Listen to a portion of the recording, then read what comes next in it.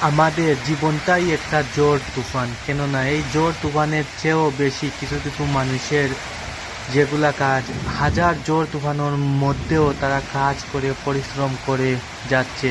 অনেক মানুষ আছে দিনকে রাত, হ্যাঁ, রাতকে দিন বানিয়ে কঠোর পরিশ্রম করে যাচ্ছে। কিসের জন্য জানেন? একটা বার শুধুমাত্র তাদের ছেলে মেয়ে পরিবারের জন্য।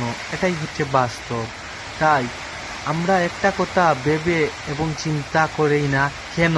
প্রশ্নটা হলো, হ্যাঁ, আপনি আমি আমরা এত কিছু করতেছি কিসের জন্য?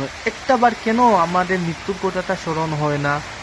এই যে দিনের শেষে রাত আসে, রাতের শেষে যখন আমরা সকালটা আসবে তখন আমরা যার যারই কাজে ব্যস্ত হয়ে যাব। ধরেন বা মনে করেন একজন আছে টিচার, সে শিক্ষকের পর্যায়ে যাবে, একজন আছে ডাক্তার, সে ডাক্তারিতে যাবে, একজন আছে উকিল, সে উকিলের কাজে যাবে, একজন আছে ইঞ্জিনিয়ার, সে ইঞ্জিনিয়ার কাজে যাবে। এরকমই ডিপ্রেশন, এরকমই নিজের কাজ, এরকমই এত এত এত টাকা পয়সার জন্য ঘুরতাছে টাকার পিছনে, কিন্তু মৃত্যুর কথাটা কতবার স্মরণ করতেছে, মৃত্যুর কথাটা কতবার চিন্তা করতেছে। দেখেন একটা বার ভালো করে, আজকে আমাদেরকে আল্লাহ শুধুমাত্র একটা বৃষ্টি নয়, অনেক বড় বড় বিপদ আমাদের চোখের সামনে হয়। আমরা সচেতন হওয়ার জন্য আমরা কয়টা মানুষ সচেতন হচ্ছি, বা আমরা কয়টা মানুষ সচেতন হতে পারছি?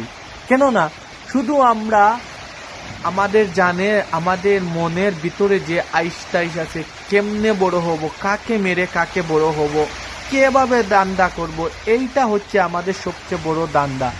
এইসব যে আমরা করতেছি কিসের জন্য করতেছি ভাই? ভাই শুধুমাত্র একটা কথা ভেবে দেখেন, আপনি এই সব কথা যদি মৃত্যুর কথা আপনি আনেন, আসলে আপনি দুনিয়াতে কিচ্ছুই নিয়ে যাবেন না।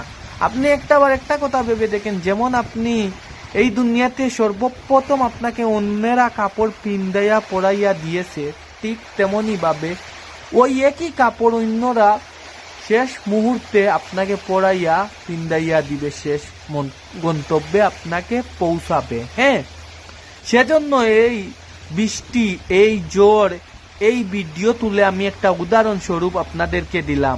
আসলে আমরা দুনিয়ায় আমাদের জন্য